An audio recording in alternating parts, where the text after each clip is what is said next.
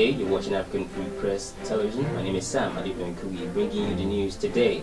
First, the headlines. Buhari fires FRC boss over Adeboye's tenure. Victims of herdsmen attack occupy Benue Assembly. 8 killed as 5 suicide bombers hit Maiduguri. Nnamdi Kanu's secret trial begins in Abuja. Oil marketers lament $1 billion debt to banks. And Obama bids America farewell as president today. Now the news in detail. The federal government has suspended the controversial law which led Pastor Enoch Adejare Adeboye to step down as the National General Overseer of the Redeemed Christian Church of God. The Corporate Governance Code, which was enacted by the Financial Reporting Council of Nigeria, was going to see other spiritual heads also retire. In a statement released on Monday by the Minister of Industry, Trade and Investment, Dr. Okechukwu Enelama, he said the code was suspended in order to carry out a detailed overview of its application. It was gathered on Monday that the Executive Secretary of the Financial Reporting Council of Nigeria, Mr. Jim Obaze, was sacked for disobeying a directive of the Minister of Industry, Trade and Investment, Mr. Okechukwu Enelama, that the implementation of regulation should be suspended.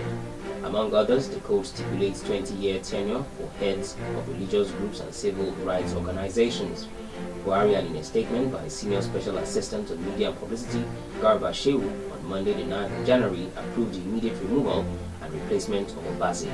According to a statement, the new council has approved by the President, Mr. Adedotun Suleiman, as chairman.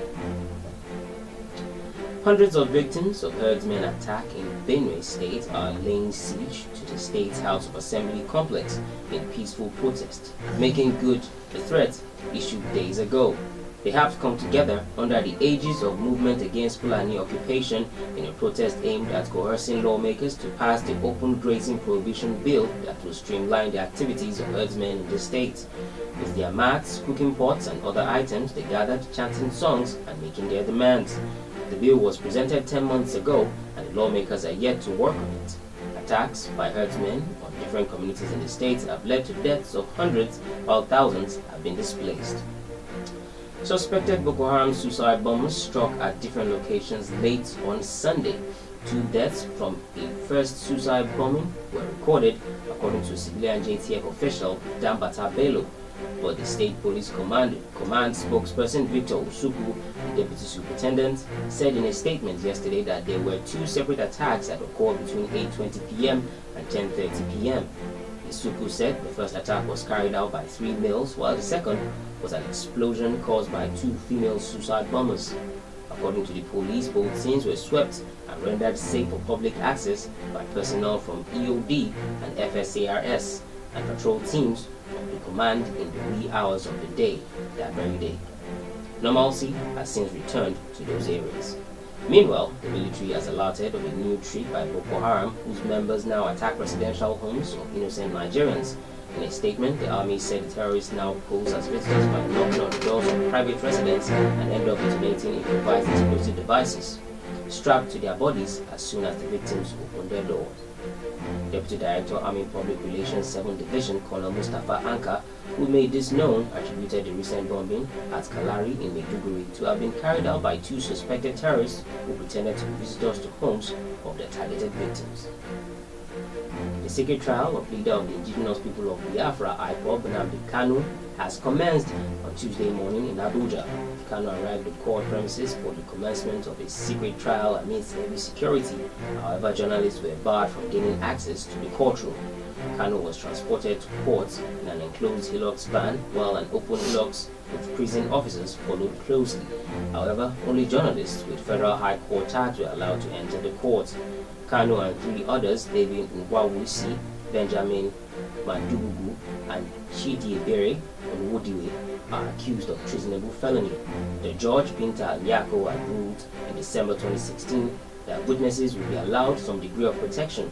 Mrs. Nyako also said the court would allow the witnesses to be shielded with screen guards. She said the court would set aside 2 days for rehearsals on how the witnesses will come into the court and depart from the court. The ruling was enforced on Tuesday with screen guards shielding the judge, defendants, and witnesses from the rest of the court. All marketers under the aegis of the Independent Petroleum Products Importers have said they owe some Nigerian banks over $1 billion used for the importation of petroleum products with accumulated interest of 160 billion naira. They said the interest had accumulated because the government could not pay them or pay the bank's interest on the loans as agreed, adding that the inability to pay or service the loans had stalled the importation of fuel. The IPPI, in a communique signed by its legal advisor, Mr. Patrick Etim, after a meeting in Lagos, stated that some of the marketers, which included members of the Major Oil Marketers Association of Nigeria, Independent Petroleum Marketers Association of Nigeria, and Deepwater and Petroleum Products Marketers Association, had begun to close shop due to the indebtedness. According to the communique, marketers are unable to pay because the sums they owe the banks are part of what they are in turn owed by the government. According also to the communique, the claims by the IPPI arose largely from the importation of petroleum cargoes authorized by President Goodluck Jonathan's government under the subsidy scheme. And on the foreign scene, US President Barack Obama will deliver his farewell address to Americans today in Chicago, 10 days ahead of the handover to Donald Trump, a man he has described as polar opposites. Obama's speech will be a parting shot to say thank you to Americans and to offer some thoughts on where we all go from here, according to him. Chicago is Obama's adopted hometown, where he met his wife, Michelle, and was elected in Illinois senator. In his invitation in January 2nd to America to attend the ceremony, the White House said the outgoing president took the country out of one of the worst economic recessions. That brings us to the end of the news today. I remain Sam. Check out more content on our website at www.africanfreepress.com. Thanks for watching.